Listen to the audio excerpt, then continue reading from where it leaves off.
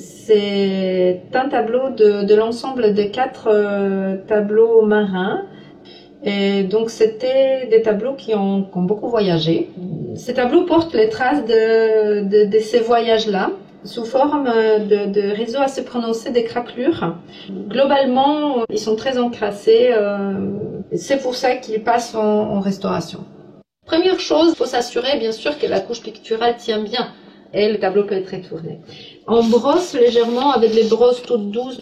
Cette étape est très importante au tout début parce qu'elle permet déjà d'enlever une grande partie de poussière.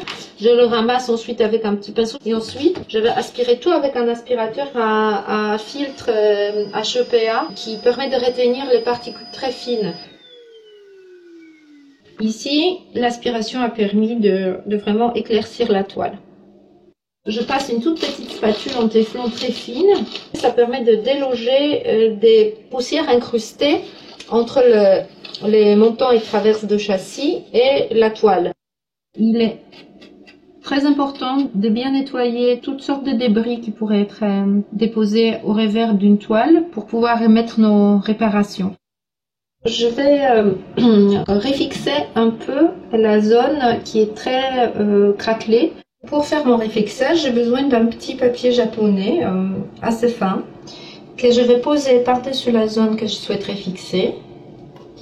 Et ensuite, avec une colle de poisson qui est de forme liquide, je vais l'appliquer au travers mon papier japonais.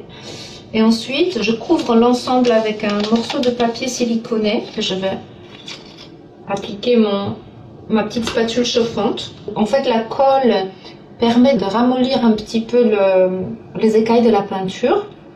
Et voilà. Vous pouvez déjà constater que cette zone-là est un peu moins en relief que celle-ci.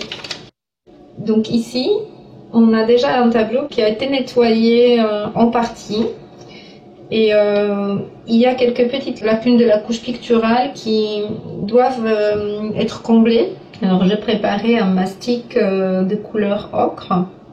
Donc je le dépose un petit peu en trop, en débordement. Et je vais affiner ensuite. Et une fois qu'il sera sec, je vais pouvoir nettoyer un petit peu les marges et puis sculpter un petit peu la surface ou la lisser selon le besoin. La partie non nettoyée, à droite du tableau, présente plusieurs couches d'empoussièrement et d'encrassement. Donc on va commencer à les enlever. Pour cela, j'utilise des solutions nettoyantes avec un coton-tige. Je passe sur la couche picturale.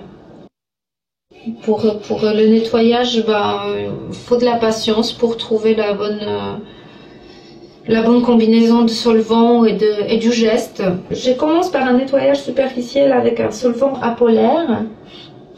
Il y a quand même une petite réaction. J'ai enlevé une partie grisâtre. Donc je progresse petit à petit pour obtenir le degré de nettoyage souhaité. Ma restauration doit être avant tout compatible et réversible. Donc il faut que ma retouche puisse s'enlever.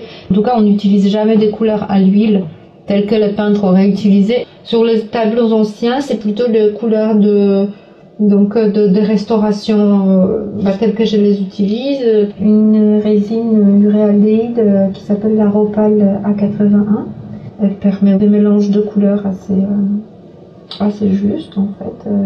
Je retouche aussi des petites taches qui sont présentes et que je ne peux pas enlever.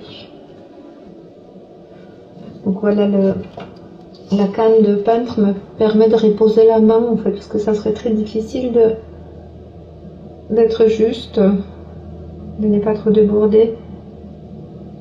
Bon, il faut encore revenir avec un peu plus de finesse, mais bon, je vais pouvoir le peaufiner.